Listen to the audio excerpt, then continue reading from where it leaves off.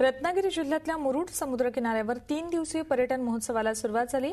पहिल्या दिवसापासून राज्याच्या कानाकोपऱ्यातून पर्यटक मोठ्या संख्येने मुरुडच्या समुद्रकिनाऱ्यावर दाखल झालेत। या टुरिझम फेस्टिव्हलमध्ये समुद्रातील साहसी खेळांचा पर्यटकांना आनंद घेता येणार आहे। यात स्पीडबोट, सोफा आणि समुद्र सफरीचा पर्यटक वीकेंडचा मुहूर्त साधत मनमुराद आनंद घेताना दिसतात। राज्यात उन्हाचे चटके बसत असताना निसर्गरम्य सागरी किनाऱ्यावर टुरिझम फेस्टिव्हलच्या निमित्तानं पर्यटक आनंद घेत आहेत।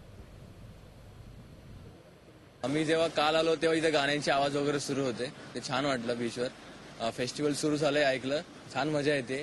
आम्ही आत गेलो, पाहिले काही गोष्टी, डॉल्फिन दिसले आम्हाला, छान वाटलं बाहेर। ये जो जेस्चर था, it was a very friendly end a very warm gesture by the tourism department here out in Maharashtra end dolphins amazing. It was a wonderful sight. We saw like 7 to 8 dolphins झुंड में होते हैं normally, so it was definitely amazing.